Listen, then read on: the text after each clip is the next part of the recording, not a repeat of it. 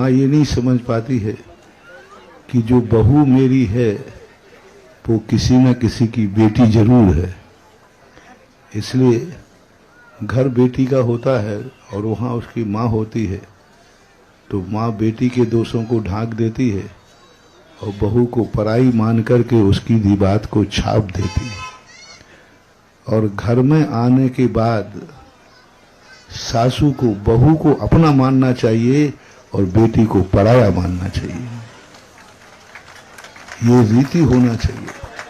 तुम्हारा घर बेटी से नहीं चलना है, बहू से चलना है। तुम्हारी जिंदगी, तुम्हारा वंश बहू से चलना है। तुम्हारा बुढ़ापा बहू से निकलना है।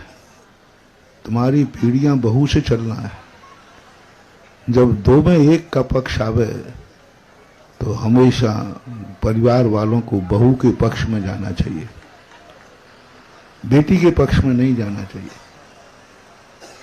क्योंकि बेटी के पक्ष में जाते ही बहू बिगड़ जाएगी, तुम्हारी जिंदगी बिगड़ जाएगी, घर बिगड़ जाएगा, नरक बिगड़ हो जाएगा। जिस घर की बहू बिगड़ जाती है वो घर नरक हो जाता है।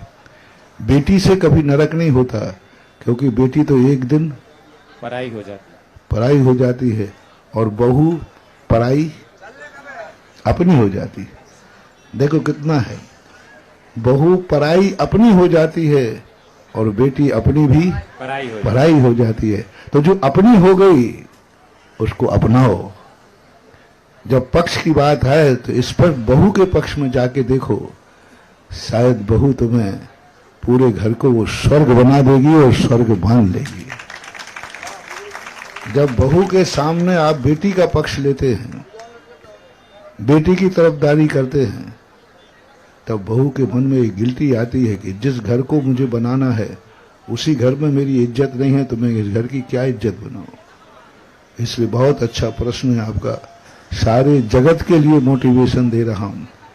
जब बहू और बेटी की बात आए तो पूरे परिवार को, सास को, ससुर को, पूरे परिवार को बहू का पक्ष लेना चाहिए, क्योंकि वही बहू तुम्हारी वंश की रीढ़ है। उससे ही तुम्हारा आगे वंश चलना है, बेटी से नहीं।